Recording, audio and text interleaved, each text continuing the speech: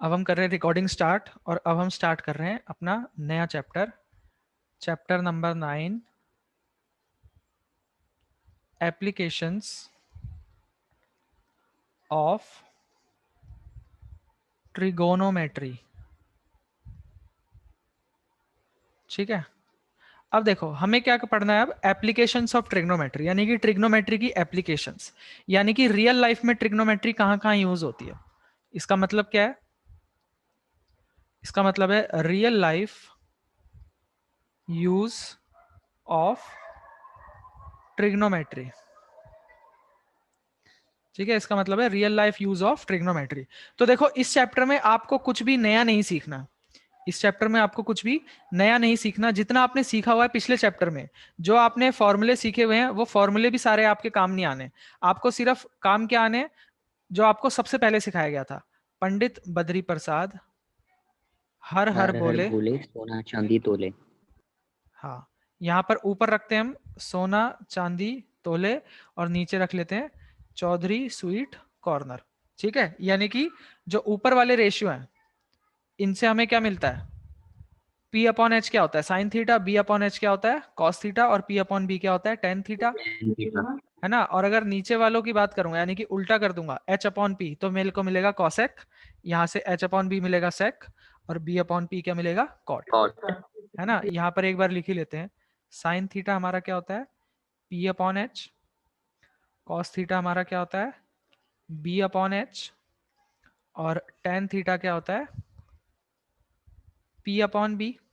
इसी तरह cosec theta ये हमारा क्या होता है H upon P, sec theta ये हमारा क्या होता है H अपॉन बी, और कॉट थीटा ये हमारा क्या होता है B अपॉन पी।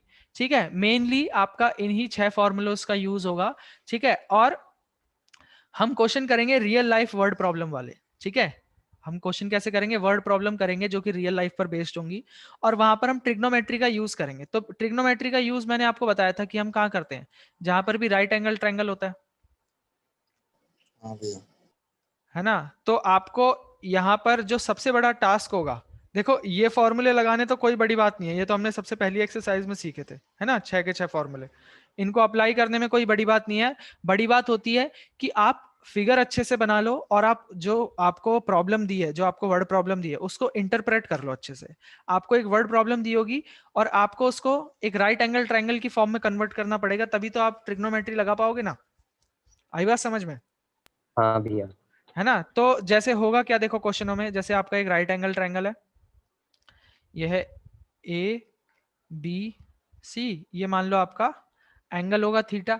ठीक है, तो यहां पर हमारे पास चीज क्या क्या होती है, हमारे पास होता है परपेंडिकुलर, बेस, हाइपोटेन्यूज और एंगल। आपके पास चीजें क्या क्या होती हैं, परपेंडिकुलर, बेस, हाइपोटेन्यूज और एंगल, यानी कि थीटा।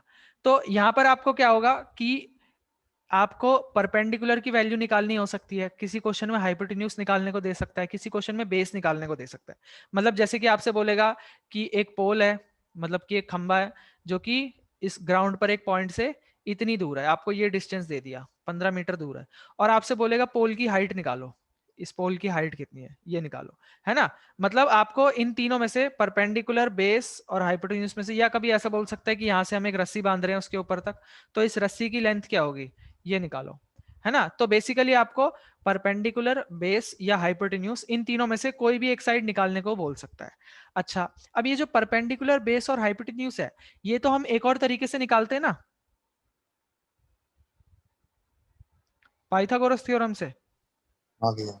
है ना। पाइथागोरस थ्योरम का यूज करके भी तो हम ये तीनों चीज निकाल सकते हैं। तो फिर हम ट्रिग्नोमेट्री का यूज क्यों कर रहे हैं, ट्रिग्नोमेट्री का यूज हम इसलिए कर रहे हैं क्योंकि पाइथागोरस थ्योरम में हमको एक चीज निकालने के लिए बाकी दोनों पता होनी चाहिए थी, ये भी और ये भी। और ट्रिग्नोमेट्री में आपको बस एक एंगल दिया होगा, एक एंगल दिया होगा, और इन तीनों में से कोई एक साइड दी होगी, तो आप दोनों चीज निकाल सकते हो, बेस निकाल सकते हो या हाइपोटेन्यूज निकाल सकते हो। इसकी और इसकी मदद से आप बेस भी निकाल सकते हो, हाइपोटेन्यूज भी निकाल सकते हो। ठीक है, पर पाइथागोरस थ्योरम में तो आपको अगर हाइपोटेन्यूज निकालनी है तो परपेंडिकुलर और बेस दोनों पता होना चाहिए, इसी तरह बेस निकालना है तो पी और एच दोनों पता होना चाहिए, है ना। पर ट्रिग्नोमेट्री में आप एंगल और तीनों में से कोई भी एक साइड की मदद से बाकी की दोनों साइड्स निकाल सकते हो। यहां तक सब कुछ क्लियर है। हाँ भैया। भैया ये जो हाँ एंगल होगा ये ऐसे होंगे, मतलब जिसकी वैल्यू में पता है 45 0 हाँ डिग्री, हाँ 60 गिवन होगा, डिग्री, गिवन होगा। 30 डिग्री। अच्छा भैया, ठीक है भैया। ठीक है, बाकी बच्चे बता दो यहाँ तक क्लियर है अभी? तो हम चैप्टर स्टार्ट करते हैं अब। Yes sir. हाँ इसमें एक दो चीजें और है बच्चों। जो एंगल है आपको ना कुछ टर्म्स वगैरह देगा, जैसे एंगल ऑफ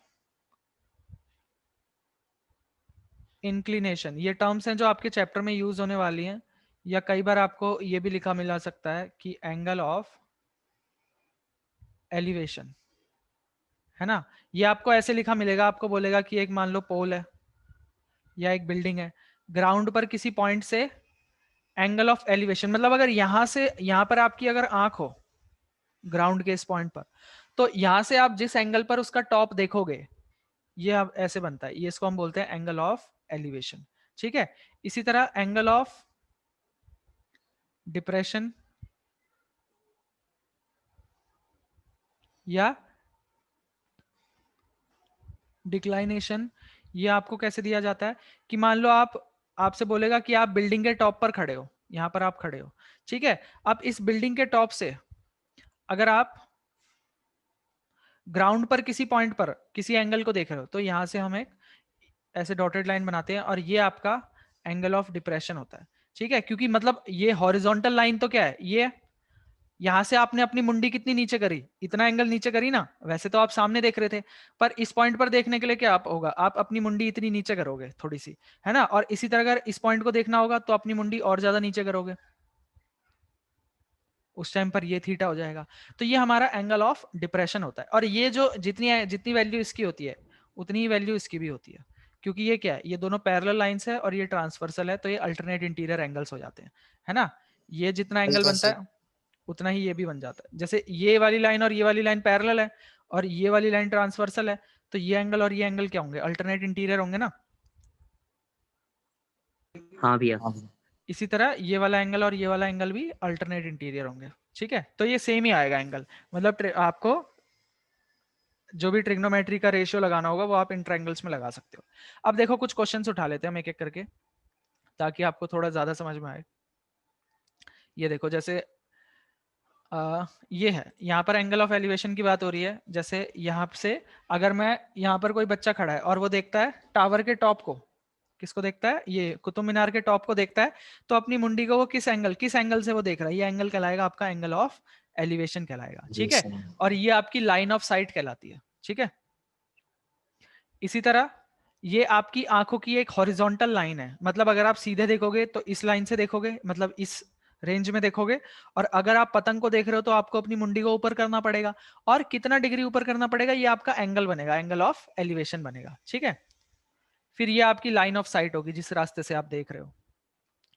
इसी तरह ये देखो, ये एंगल ऑफ डिप्रेशन की बात हो रही है कि वैसे हॉरिजॉन्टल लेवल तो ये है जब आप सीधे देख रहे हो, पर अगर किसी ऑब्जेक्ट को आपको देखना है तो आपको अपनी मुंडी थोड़ी नीचे करनी पड़ेगी, और वो आप कितने एंगल से नीचे करोगे, वो ये आपका एंगल ऑफ डिप्रेशन होगा, और ये आपकी लाइन ऑफ साइट होगी। ये चीजें क्लियर है बच्चों? हाँ भैया। हाँ, तो अब देखो कुछ क्वेश्चंस करते हैं हम। ये देखो, जैसे सबसे पहले क्वेश्चन उठा लेते हैं हम, क्वेश्चन नंबर 1। क्वेश्चन नंबर 1 में आपके लिए काफी दयावान हो रहा है, आपको फिगर भी बना के दे रहा है, आगे आपको फिगर नहीं मिलेगी।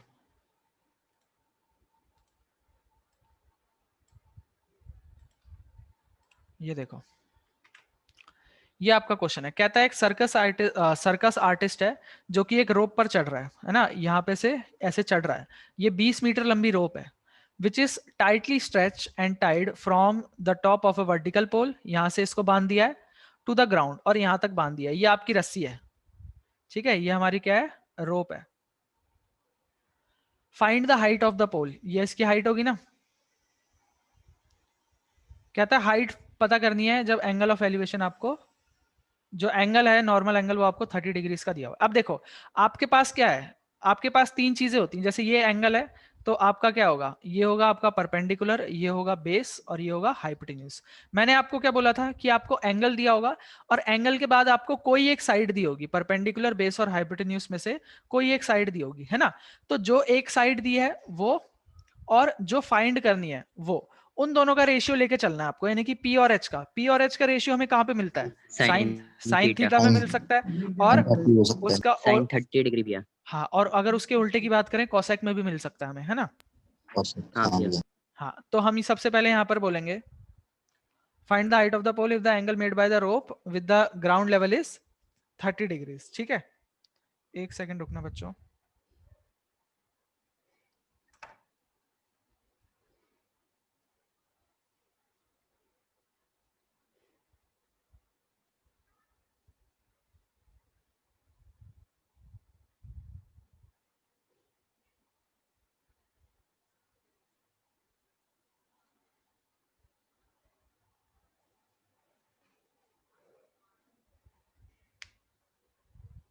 हाँ, तो कौन सा, हाँ ये क्वेश्चन कर रहे थे हम। तो हम यहाँ पर बोलेंगे कि अगर मैं इस ट्रायंगल की बात करूं, इन ट्रायंगल ABC, AB हमारी क्या है? हाइट ऑफ पोल, और AC हमारी क्या है? Length of rope. ये हमारी क्या है? Length of rope. अब हम बोलेंगे कि we know that sine theta क्या होता है? P/H। Perpendicular upon hypotenuse. और अब इस ट्रायंगल की बात करेंगे, यहाँ पर साइन 30 डिग्रीज, ये क्या होगा? परपेंडिकुलर क्या है? ये है परपेंडिकुलर, यानी कि AB, और हाइपोटेन्यूज क्या है? AC। AC तो इक्वल टू साइन 1 30 क्या बाई होता है? 2। 1/2। 1/2 AB हमें निकालना है, और AC क्या है?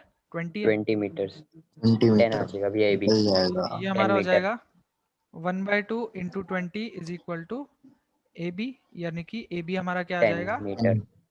10 मीटर्स। तो हम बोल देंगे कि so the height of the pole is 10 metres. Pole की हाइट हमारी क्या हो जाएगी? 10 मीटर्स हो जाएगी। ये क्लियर है बच्चों? हाँ भैया। इसी करना है, मतलब पहले में ये सब बताना पड़ेगा। AB हाइट ऑफ द पोल है, फिर AC ये रोप है। बता देना, वैसे जरूरी नहीं है, तो मैंने जितना खोल के लिखवा सकता हूँ उतना खोल के लिखवा दिया। ठीक है, हाँ, इसमें इस चैप्टर में भी एक ही एक्सरसाइज है ना? एक ही एक्सरसाइज है। हाँ एक ही है। अब देखो बच्चों, ये काफी अच्छा क्वेश्चन है, ये गुड क्वेश्चन है आपका। कहता है, अब देखो बच्चों, सारा खेल है आपकी फिगर बनाने का। अगर आपने फिगर बना ली अच्छे से तो आप क्वेश्चन को समझ गए। कहता है a tree breaks due to storm and the broken part bends so that the top of the tree touches the ground making an angle 30 degrees with it. वो कहता है कि पहले एक पेड़ था, ये मान लेते हैं हम कि एक पेड़ था, ठीक है। उसके बाद क्या होता है कि ये पेड़ जो है ना, ये स्टॉर्म की वजह से, तूफान की वजह से यहाँ से टूट जाता है मान लो, और टूटने के बाद ये क्या होगा? ये जो इसके नीचे गिर ऊपर, गया ये भैया जो इसके ऐसे। ऊपर की हाइट थी, ये क्या हो जाएगी? नीचे गिर जाएगी ऐसे, है ना। हाँ भैया। और कहता है जहां जहां हाइपोटेन्यूज पर में आ वो गिरा है, जाएगी। जहां पर वो गिरा है वहां पर वो एंगल बना रहा है 30 डिग्रीज का। ठीक है, जहां पर भी वो गिरा है वहां पर एंगल क्या बना रहा है? 30 डिग्रीज हाँ का भैया। एंगल बना रहा है। और distance between the foot of the tree to the point where the top touches, वो कहता है ट्री का फुट कहाँ है? यहाँ पर, यहाँ से लेके जहां पे इसका टॉप टच कर रहा है, इसका टॉप यहाँ पर टच कर रहा है, यहाँ तक का डिस्टेंस आपको क्या 8 दिया हुआ है? मीटर। ये 8 मीटर दिया हुआ है। कहता है find the height of the tree. अब ट्री की हाइट हमें फाइंड करनी है। अब ट्री की हाइट तो ये थी टोटल, है ना, पर आप यहाँ से फाइंड तो बस यही कर सकते हो। तो हम एक काम करेंगे, इसको हम बोल देंगे A B C, और आप एक काम करना, इसको मान लेना X और इसको मान लेना Y। अच्छा, अब मुझे एक बात बताओ, क्या मैं ये बोल सकता हूं कि ये X है और ये Y है? ये जितना हिस्सा यहां से यहां तक का था, यही तो टूट के नीचे गिरा है ना। हाँ भैया। हाँ ये भैया। जो हिस्सा था इसका, यही तो टूट के नीचे गिरा है कि नहीं गिरा? तो यहां पर हम सबसे पहले ये बोल सकते हैं कि इसको मैं मान लेता हूं A' मान लूं, इसको हम बोल देंगे मान लो भैया। Let A' be the height of the tree and after falling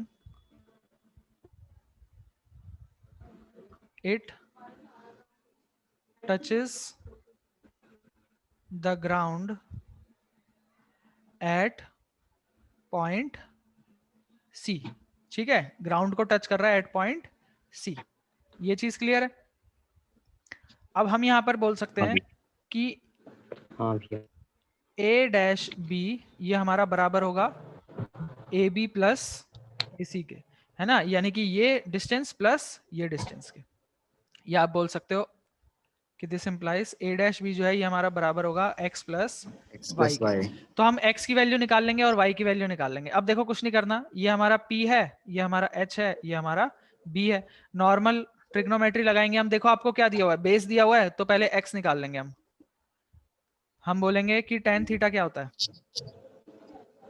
हाँ भैया। tan theta। p upon b। tan theta क्या होता है हमारा, p अपॉन b होता है। हाँ तो अगर भैया। मैं बात करूं tan 30 की, P/B। tan 30 हमारा क्या होगा, A B upon B C. tan 30 क्या होगा हमारा 1/√3। 1/√3। ए बी क्या है x और बी सी क्या है 8। तो यहां से आपका x क्या आ जाएगा 8/√3। 8/√3। ठीक है, √3। ये आपका x आ गया। अब इसी तरह मेरे को y निकालना है, तो y निकालने के लिए क्या है, बेस का और हाइपोटेन्यूज का रिलेशन किस में आएगा, cos थीटा में, है ना। नाउ cos थीटा क्या होता है हमारा, बेस अपॉन हाइपोटेन्यूज, यानी कि B/H। cos 30 क्या होगा हमारा, b क्या है 8, यानी कि बी सी अपॉन ए सी। cos 30 क्या होता है √3/2। बी सी क्या है हमारा 8, ए सी क्या है वाई। तो यहाँ से आपका y क्या आ जाएगा 8 इंटू 2/√3, 16/√3। यानी कि 16/√3 मीटर्स। नाउ अब हमने देखा था कि ए डैश भी क्या था x प्लस वाई, यानी कि 8/√3 प्लस 16/√3 यानी कि 24/√3। अब √3 को हम नीचे नहीं छोड़ते तो हम रैशनलाइज कर लेंगे, ये आ जाएगा 24√3/3 यानी कि 24√3/3। 8√3 मीटर। तो हम बोल सकते हैं कि so the height of the tree is 8√3 metres. Tree की हाइट क्या हमारी 8√3 मीटर्स। ये क्लियर है बच्चों सबको। ऊपर करना भी एक बार। हाँ ये हमारी ट्री की टोटल हाइट थी, है ना। अब ये हमारा यहाँ से टूट गया और यहाँ से टूट के नीचे गिर गया, तो हमने बोला कि ये हिस्सा x था, ये y था। अब ये टूट के नीचे गिर गया तो हमने x भी निकाल लिया अलग से, y भी निकाल लिया, और टोटल हाइट निकालने के लिए x और y को प्लस कर दिया। ठीक है, एक बार जब मैंने x निकाला तो इसमें और इसमें मैंने लगा दिया क्या, perpendicular upon base tan theta. यहाँ से मेरा x निकल गया, फिर इसके और इसके रिलेशन से हमने y निकाल लिया और दोनों को ऐड कर दिया, बस। क्लियर है बच्चों। भी हमने यहाँ से पहले मतलब x और y दोनों को ऐड कर दी। हाँ, x और y निकाला और दोनों को ऐड कर दिया। क्लियर है बच्चों। Yes, sir. हाँ, भैया। अब देखो अगला क्वेश्चन देख लो, एक और करवा देता हूं।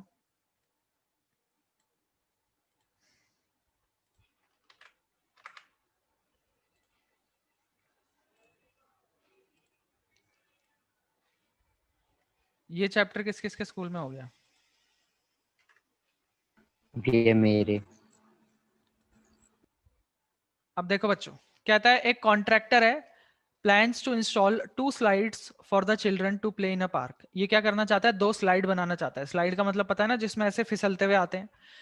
कहता है 2 स्लाइड बनाना चाहता है for the children below 5 years, जो कि 5 साल से छोटे हैं। उसने बोला कि जो स्लाइड है उसका जो टॉप है उसकी हाइट होनी चाहिए 1.5 मीटर्स, ठीक है, और एंगल होना चाहिए 30 डिग्रीज का। और जो बड़े बच्चे हैं उनके लिए हाइट होनी चाहिए 3 मीटर्स और एंगल होना चाहिए 60 degrees. What should be the length of slide, आपको लेंथ ऑफ स्लाइड निकालनी है दोनों केस में। तो देखो मैं बोलता हूं कि पहले जो छोटे बच्चे हैं, चिल्ड्रन बिलो 5 ईयर्स, इनके लिए मान लो इन्होंने एक ऐसी स्लाइड बनाई है। इस स्लाइड की हाइट क्या है 1.5 मीटर्स और एंगल दिया हुआ है 30 डिग्रीज का। और जो बड़े बच्चे हैं, एल्डर चिल्ड्रन, इसके लिए इन्होंने बड़ी स्लाइड बनाई है। 3 मीटर्स की इसकी हाइट है 3 मीटर्स और एंगल है 60 डिग्री। डिग्री।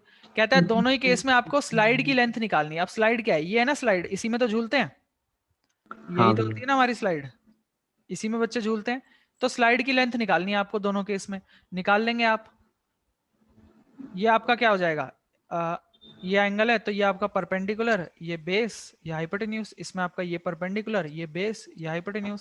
साइन नॉर्मल 30 लगाएंगे। अगर मैं साइन थीटा बोलूं तो ये क्या होता है, परपेंडिकुलर अपॉन बेस, है ना। इसको मान लेता हूं मैं A B, perpendicular by hypotenuse भैया। हाँ परपेंडिकुलर अपॉन हाइपोटेन्यूज। अब देखो अगर मैं बात करूं साइन 30 की, तो साइन 30 क्या होगा हमारा, परपेंडिकुलर क्या है 1.5 और हाइपोटेन्यूज h है हमारा, ये स्लाइड की लेंथ है। तो 1/2 1/2 is equal to 1.5 upon h, तो h आपका क्या आ जाएगा 1.5 इंटू 2, यानी कि 3 मीटर्स। 3 मीटर्स आ जाएगी इसकी। और इसकी अगर हम निकालेंगे तो ये हो जाएगा sine 60 sine is equal to 60 3 upon H, यानी कि √3/2 is equal 3/2 to 3 upon H. H क्या आ जाएगा आपका 3 इंटू 2/√3, रैशनलाइज कर दो, ये क्या आ जाएगा 6√3 अपॉन 3, यानी कि 2√3 मीटर्स आ जाएगी भैया इसकी हाइट। इसमें रूट में ही छोड़ना है, मतलब यहीं पे वैल्यू पॉइंट पुट पे तो नहीं नहीं करनी, निकालना नहीं नहीं डायरेक्ट। वैल्यू पुट नहीं करनी। ये क्वेश्चन समझ में आया बच्चों, हाँ दोनों भैया। में सेपरेटली हमने लगा दिया। हाँ भैया। बाकी सबको क्लियर है। हाँ भैया। Yes, sir. कशिश, परी, सचिन, आर्यन,